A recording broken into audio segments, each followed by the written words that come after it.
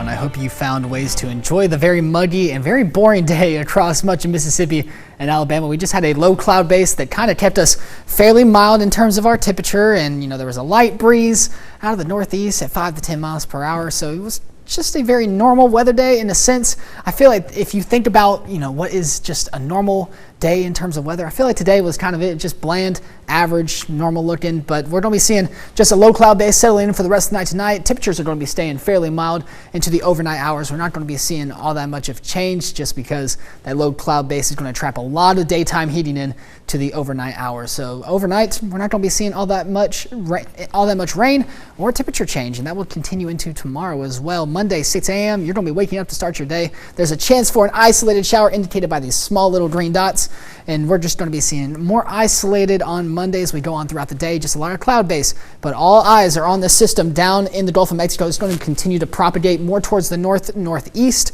at roughly 5 to 10 miles per hour. So it's a slow moving system, and that's why we're going to be seeing a lot of rain across much of Louisiana and Mississippi and Alabama along the southern portions, mainly into Tuesday morning. But you'll be waking up Tuesday morning, especially areas south or along the I-20 corridor. You're going to be seeing a higher chance of rain. But as the day goes on, we'll continue to see rain move up into our area around that 3 p.m. mark. A lot of this is going to be a little bit more of a light to moderate rainfall, which is exactly what we need. We don't want any heavy downpours, because if it gets too heavy downpours, and it's just pretty much going to settle over us as of right now, by that 9 p.m. mark, you could see a little bit more heavy downpours.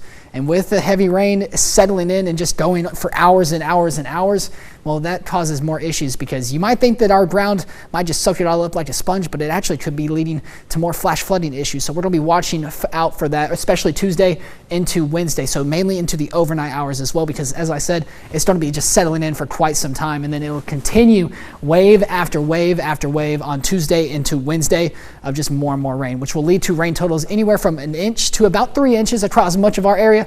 But don't be surprised if we see any more than 4 or 5 inches in some localized events, because some of this rain can be coming down heavy at times, and will just kind of settle into an area for hours on end. So just be watching out for that. Rain forecast 80% on Tuesday, 90% on Wednesday. Thursday, it goes down just a little bit into 40%, 10% on Monday, and 20% on Friday. So low rain chances on the back end of that, 1 to 3 inches expected through Wednesday. Not enough rain to sadly end our drought, and here's what we saw today. High of 61, low of 56. No rain for today, but that is going to change, especially on our 10-day forecast at 10, sponsored by Meridian Mutual.